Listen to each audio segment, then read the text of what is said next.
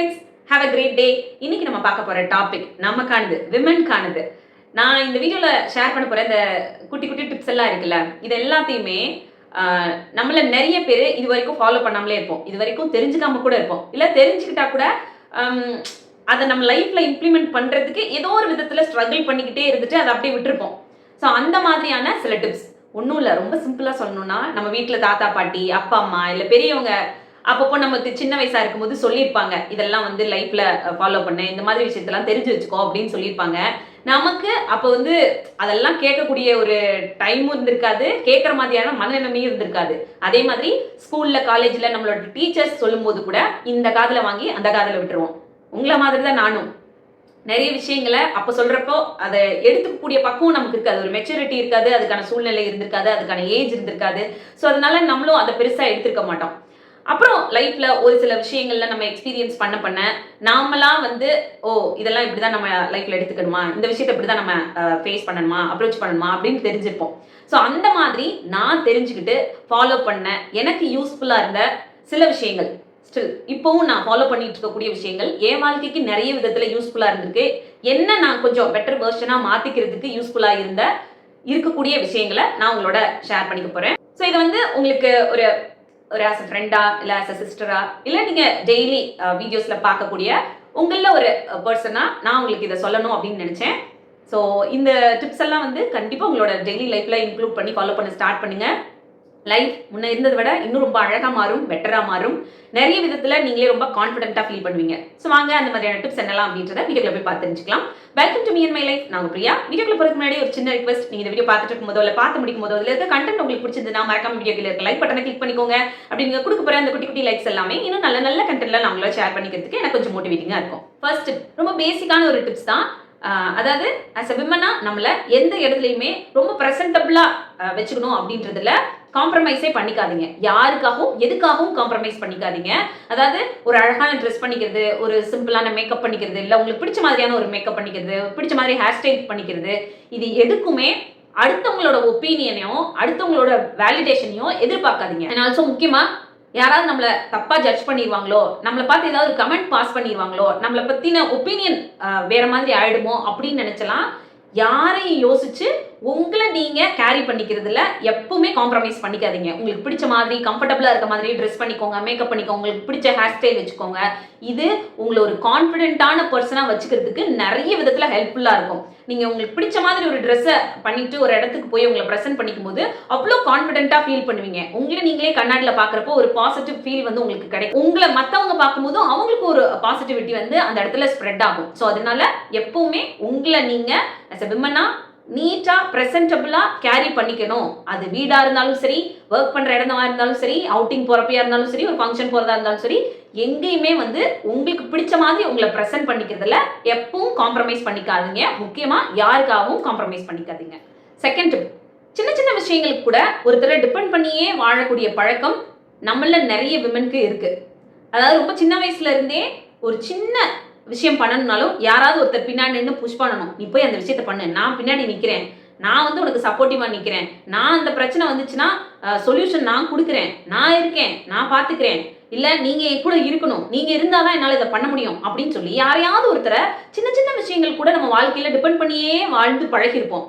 அது ஒரு பழக்கமாவே நம்ம வாழ்க்கையில மாறிடும். நம்ம ஒர்க் பண்ணும்போது, காலேஜ் படிக்கும் போதா இருக்கட்டும், இல்ல மேரேஜ்க்கு அப்புறமான ஒரு லைஃபா இருக்கட்டும், குழந்தைங்க பிறந்ததுக்கு அப்புறமா, அவங்க வளர்ந்ததுக்கு அப்புறமா கூட இந்த பழக்கம் நம்மளோட லைஃப் லாங் அப்படியே டிராவல் பண்ணி வந்துகிட்டே இருக்கும். இது எந்த ஒரு டைம்லயும் நமக்கு நல்ல விஷயமே கிடையாது. இது நம்மள டே பை டே வீக்கான பர்சனாலிட்டியா தான் மாத்திக்கிட்டே போகும். சின்ன சின்ன விஷயங்களுக்கு கூட ஒருத்தரை டிபெண்ட் பண்ணியே வாழக்கூடிய பழக்கம் உங்ககிட்ட இருந்துச்சுன்னா அதை மாத்திக்கோங்க. பக்கத்துல ஒரு சூப்பர் மார்க்கெட் போயிட்டு வருது, பசங்களை கூட்டிட்டு போய் ஸ்கூல்ல டிராப் பண்றது, ஒரு கோயில் போயிட்டு வருது, பேங்க்ல தனியா போய் உங்களோட வேலைகளை நீங்களே முடிச்சுட்டு வருது, இந்த மாதிரி சின்ன சின்ன விஷயங்களுக்கு கூட யாரையுமே எப்பவும் டிபெண்ட் பண்ணியே இருக்காதீங்க. இதெல்லாம் வந்து நீங்களே ஒவ்வொரு நாளும் கொஞ்சம் கொஞ்சமா பண்ண ஸ்டார்ட் பண்ணுங்க. அது உங்களுக்குள்ள ஒரு செல்ஃப் கான்பிடென்ட்டை வந்து பூஸ்ட் பண்ற விஷயமா இருக்கும். நீங்க அந்த மாதிரி தனியா ஒரு விஷயத்த பண்ணும்பொழுது உங்களே அறியாம நீங்க இன்னும் ஸ்ட்ராங்கான பர்சனாலிட்டியா மாறுவீங்க. ஸோ எந்த ஒரு விஷயத்துக்கும் ஒருத்தரை டிபெண்ட் பண்ணியே மட்டும்தான் வாழ்வீங்க அப்படின்ற பழக்கம் உங்ககிட்ட இருந்துச்சுன்னா அதை இப்போவாது மாத்திக்கோங்க. வாழ்க்கையில நிறைய விதத்துல நீங்க க்ரோ ஆக ஆரம்பிப்பீங்க. Third tip, as a woman நான் இந்த ஒரு விஷயத்த கண்டிப்பா அட்ரஸ் பண்ணணும் அப்படின்னு நினைக்கிறேன். அதாவது ஒரு விமன் எல்லா இடங்கள்லையும் எல்லா விஷயங்களையும் ஒரு லிமிட்டுக்கு மேல அப்படியே பொறுத்துக்கிட்டே போகணுன்ற கட்டாயமும் கிடையாது. அமைதியாவே இருக்கணுன்ற கட்டாயமும் கிடையாது. எல்லா இடங்களையும் ரியாக்ட் பண்ணிக்கிட்டே இருக்கணுன்ற அவசியமும் கிடையாது.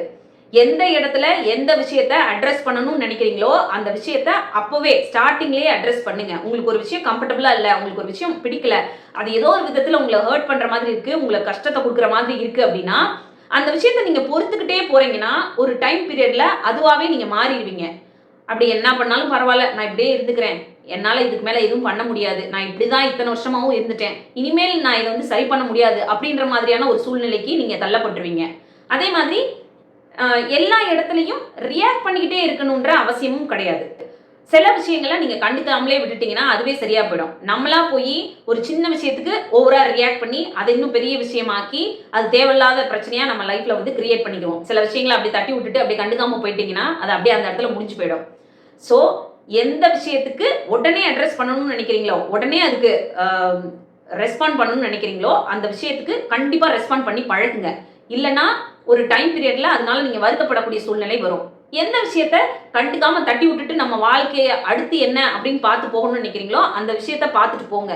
சம்பந்தமில்லாத விஷயங்களுக்கு நிறைய நேரம் கொடுக்கறதும் தப்பு, சம்பந்தப்பட்ட விஷயங்களுக்கு நேரம் கொடுக்காம கடந்து போறதும் தப்பு. இதை உங்க மைண்ட்ல ரொம்ப ஸ்ட்ராங்கா வச்சுக்கோங்க. 4th டிப், ஒருத்தரோட ரிலேஷன்ஷிப் உங்களுக்கு வேணும், அந்த ரிலேஷன்ஷிப்பை நம்ம லைஃப் லாங் நல்ல விதமா கொண்டு போகணும் அப்படின்றதுக்காக உங்களுக்கு பிடிக்காத, உங்களுக்கு கம்ஃபர்டபிள் இல்லாத விஷயங்களை பண்ணி அந்த ரிலேஷன்ஷிப்பை உங்களுக்குள்ள வச்சுக்கணும் அப்படின்னு எப்பவுமே ட்ரை பண்ணாதீங்க. அது எப்பவா இருந்தாலும் உங்களுக்கு ஒரு கஷ்டமான சூழ்நிலையில தான் கொண்டு போய் விடும்.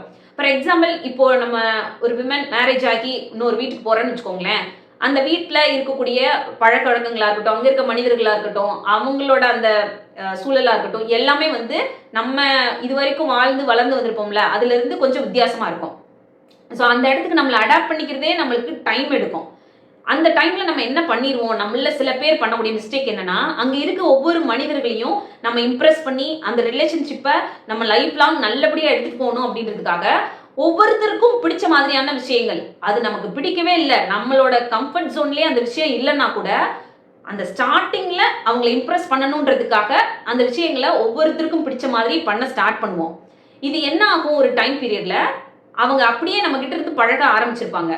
நமக்கு மட்டும்தான் தெரியும் நம்ம பண்ற விஷயம் நமக்கே கம்ஃபர்டபுளா இல்லை, நமக்கே பிடிக்கல, நமக்கே அது சரியா படலை, இருந்தாலும் அந்த ஒரு ரிலேஷன்ஷிப்பை வந்து நம்ம லைஃப் லாங் மெயின்டைன் பண்ணிக்கணும் அப்படின்றதுக்காக தான் இதை பண்ணிட்டு இருக்கோம் அப்படின்னு.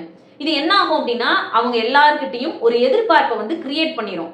நாம இதுதான், இந்த பொண்ணு இப்படிதான், இவகிட்ட இருந்து நம்ம இந்த விஷயங்கள்லாம் வந்து நம்ம வாங்கிக்க முடியும், இந்த விஷயத்தெல்லாம் வந்து ரிசீவ் பண்ணிக்க முடியும், அதெல்லாம் அவ பண்றதுக்கு ரெடியா தான் இருக்கா அப்படின்ற மாதிரி ஒரு மைண்ட் செட்டை வந்து கிரியேட் பண்ணி கொடுத்துரும். நமக்கே வந்து ஒரு டைம் பீரியட்ல போதுண்டா சாமி, நம்மளால எவ்வளோ நாளைக்கு தான் இப்படியே வந்து பிடிக்காத ஒரு விஷயத்த பண்றது, கம்ஃபர்டபுள் இல்லாத ஒரு விஷயத்த எவ்வளோ நாள் தான் பண்றது அப்படின்னு சொல்லிட்டு ஒரு டைம்ல ஸ்டாப் பண்ணுவோம்ல, அப்போ அந்த ரிலேஷன்ஷிப் அங்க ப்ராப்ளமேட்டிக்கா மாறும். ஏன் இவ்வளோ நாள் பண்ண ஒரு விஷயத்த இப்போ மட்டும் எனக்கு பிடிக்கல, எனக்கு கம்ஃபர்டபுளா இல்லை அப்படின்னு சொல்ற, கம்ப்ளைண்ட் பண்ற அப்படின்ற ஒரு கொஸ்டின் அந்த இடத்துல வரும். அதை வச்சு ஒரு ப்ராப்ளம் கிரியேட் ஆகும், ஒரு இஷ்யூஸ் வந்து அங்கே போகும். இது அந்த ரிலேஷன்ஷிப்பை ஏதோ ஒரு விதத்தில் அஃபெக்ட் பண்ணும். ஸோ அதனால எப்பவுமே எந்த ஒரு ரிலேஷன்ஷிப்பாக இருந்தாலும் சரி, ஸ்டார்டிங்லேயே வந்து இதுதான் நான் இப்படிதான் நான் இருப்பேன், இது உங்களுக்கு ஓகேனா இப்படியே நம்ம போய்க்கலாம், இந்த ரிலேஷன்ஷிப்பை இப்படியே மெயின்டைன் பண்ணிக்கலாம் அப்படின்ற மாதிரி உங்களை யார் அப்படின்றத அவங்க கிட்ட நீங்க ஓப்பனா தெரியப்படுத்திட்டீங்க அப்படின்னா உங்ககிட்ட அவங்களுக்கான எதிர்பார்ப்புகள் வந்து குறைஞ்சிரும். இல்ல உங்ககிட்ட எந்த விஷயத்த இது வரைக்கும் எதிர்பார்க்கலாம், இதுக்கு மேல அவங்க கிட்ட இதை எதிர்பார்க்க முடியாது அப்படின்ற மாதிரி அவங்களே வந்து ஒரு லிமிட்டை வந்து வச்சுக்குவாங்க. நீங்களா ஒரு விஷயத்த கிரியேட் பண்ணிட்டு நீங்களா ஒரு விஷயத்த பிரேக் பண்ணும்போது தேவையில்லாத பிரச்சனைக்குள்ள நீங்களாவே போய் மாட்டிக்கிறதுக்கான சூழ்நிலைய இந்த மாதிரியான ஒரு விஷயம் வந்து கொண்டு வந்துடும். ஸோ இப்படி நீங்க ஒரு பழக்கம் உங்களுக்குள்ள வச்சிருந்தீங்கன்னா அதை கொஞ்சம் மாத்திக்கோங்க. இது லைஃப்ல எந்த விதத்திலையும் நம்மளுக்கு உதவாது. 5th டிப், விமன் எப்பவுமே ஃபினான்ஷியலி இண்டிபெண்டா இருக்கணும் அப்படின்றதுல ரொம்ப ஸ்ட்ராங்கா இருங்க. நீங்க வந்து ஒரு ரூபாய் நீங்களே சம்பாரிச்சீங்கனாலும் அது ரொம்ப பெரிய விஷயம் தான். நான் வந்து 1 ரூபான்னு சொல்றது ஒரு எக்ஸாம்பிளுக்கு சொல்றேன். நீங்க உங்களால முடிஞ்ச அளவுக்கு என்ன சம்பாதிக்கிறீங்களோ அது வந்து நிறைய விதத்துல உங்களுக்குள்ள கான்ஃபிடென்ட்டை தான் வளர்க்கும். என்னதான் நம்மளுக்கு வீட்டுல ஃபினான்ஷியல் சப்போர்ட் இருந்தாலும் நாம தனிச்சு நின்று சம்பாதிக்கிறோம் அப்படின்னா அது நம்மளுக்கு நிறைய விதத்துல ஹெல்ப்ஃபுல்லா இருக்கும். நீங்க ஒரு கான்ஃபிடென்ட்டான பர்சனா உங்களை வளர்த்துக்கிறதுக்கு அது ஹெல்ப்ஃபுல்லா இருக்கும். உங்களை நீங்க க்ரோ பண்ணிக்கிறது மட்டும் இல்லாம உங்களோட ஃபேமிலியையும் அடுத்த கட்டத்துக்கு எடுத்துட்டு போறதுக்கு ஃபினான்ஷியலா நீங்க நிறைய விதத்துல சப்போர்ட் பண்ணும் பொழுது அது உங்களோட ஃபேமிலிக்கு ஒரு பெரிய சப்போர்ட்டா இருக்கும். அவங்க உங்களை பார்க்குற விதமே வந்து வேற மாதிரி இருக்கும். அதாவது அவங்களே வந்து உங்களை ரொம்ப ஆச்சரியப்பட்டு தான் பார்ப்பாங்க. நிறைய விஷயங்கள அவங்க வந்து உங்களை வந்து சப்போர்ட் பண்ணுவாங்க. நிறைய விஷயங்கள்ல அவங்க உங்களுக்கு நிறைய ரெஸ்பெக்ட் கொடுக்க ஆரம்பிப்பாங்க. இது எல்லாமே ஃபினான்ஷியலி நீங்க க்ரோ ஆக ஆக உங்களால அதை வந்து ஃபீல் பண்ண முடியும். ஸோ ஆஸ் அ விமனா உங்களுக்கு ஒன்று சொல்றேன், நீங்க எவ்வளோ படிச்சிருந்தாலும் சரி, உங்களுக்கு என்ன விஷயத்துல டேலண்ட் இருந்தாலும் சரி, அதை வந்து எப்படி நீங்க வந்து இன்கமா கன்வெர்ட் பண்ணலாம், நம்ம எப்படி ஃபினான்ஷியலி இண்டிபெண்டா இருக்கலாம் அப்படின்றதுல கொஞ்சம் கவனம் கொடுங்க. ஒவ்வொரு விமனும் ஃபினான்ஷியலி இண்டிபெண்ட் ஆகும்போது அது நம்மளை மட்டும் வளர்க்காது, நம்ம ஃபேமிலியை மட்டும் வளர்க்காது, சொசைட்டியாவே நிறைய விஷயங்கள் வந்து வளர ஆரம்பிக்கும். ஸோ அதனால ஃபினான்ஷியலி இண்டிபெண்டா இருக்கிறதுல எப்பவுமே காம்ப்ரமைஸ் பண்ணிக்காதீங்க. 6th டிப், ஒரு விமன் எப்பவுமே இன்னொரு விமனுக்கு சப்போர்ட் பண்ணணும் அப்படின்றதுல கொஞ்சம் ஸ்ட்ராங்காகவே இருங்க. அதாவது நம்ம சொசைட்டியில் இன்னுமே சில இடங்கள்ல வந்து ஒரு விமன் இன்னொரு விமனுக்கு சப்போர்ட் பண்ணுறதுக்கு ஒரு தயக்கம் இருக்கு.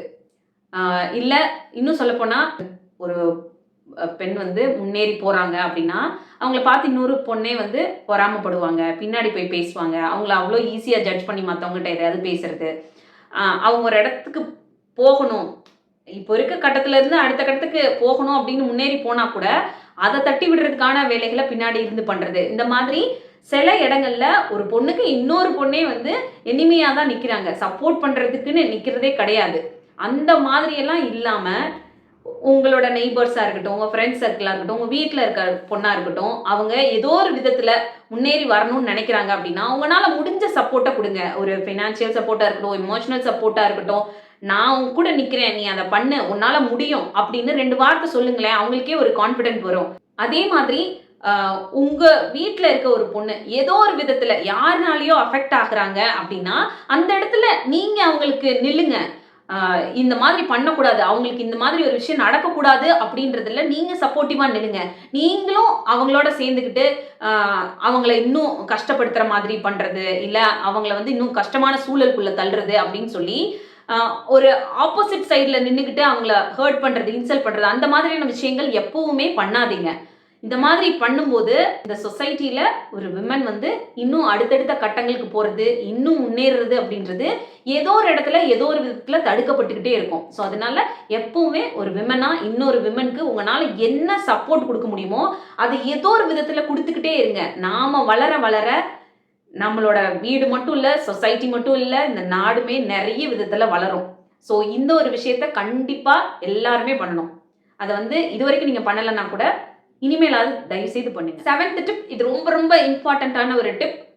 ஒரு விமன் எப்பவுமே உங்களோட பிசிக்கல் அண்ட் மென்டல் ஹெல்த்துக்கு ரொம்ப இம்பார்ட்டன்ஸ் கொடுங்க. வீட்டில் இருக்க எல்லாரையும் எல்லா விதத்துலையும் நல்ல விதமா கவனிச்சுக்கிறது ஒரு சைடு இருந்தாலும் நம்மளை வந்து நல்ல விதமா பார்த்துக்கணும், நம்ம ஹெல்த் நல்லா இருந்தாதான் நம்மளால எல்லாத்தையும் நல்ல விதமா மேனேஜ் பண்ண முடியும் அப்படின்றதுல கொஞ்சம் கவனம் கொடுங்க. உங்களோட physical health and mental health எப்பவுமே ரொம்ப நல்லா வச்சுக்கணும் அப்படின்றதுக்கு ரொம்ப இம்பார்ட்டன்ஸ் கொடுத்துக்கிட்டே இருங்க. நல்ல ஹெல்த்தியான ஃபுட் எடுத்துக்கோங்க, உங்களோட மைண்டை ரொம்ப ஹாப்பியாக பீஸ்ஃபுல்லாக வச்சுக்கோங்க. இது உங்களை மட்டும் இல்லை, உங்களை சுற்றி இருக்கவங்களையும் நீங்கள் எப்பவும் நல்லா வச்சுக்கிறதுக்கும் சரி, உங்களோட லைஃப்பை அழகாக லீட் பண்ணிக்கிறதுக்கும் சரி, நீங்கள் யாரோட துணையும் இல்லாமல் இருக்க ஒரு காலகட்டத்தில் கூட கொஞ்சம் ஈஸியாக சர்வைவ் பண்ணிக்கிறதுக்கும் சரி நிறைய விதத்தில் ஹெல்ப்ஃபுல்லாக இருக்கும். ஸோ அவ்வளோதான், இந்த வீடியோ இதோட முடியுது. இன்னொரு யூஸ்ஃபுல்லான வீடியோட நான் உங்களை மீட் பண்ணுறேன். இந்த வீடியோ பிடிச்சிருந்தா மறக்காம லைக் பண்ணுங்க. இன்னும் நம்ம சேனலை சப்ஸ்கிரைப் பண்ணலாம், ப்ளீஸ் சப்ஸ்கிரைப் பண்ணிக்கோங்க. தேங்க்யூ.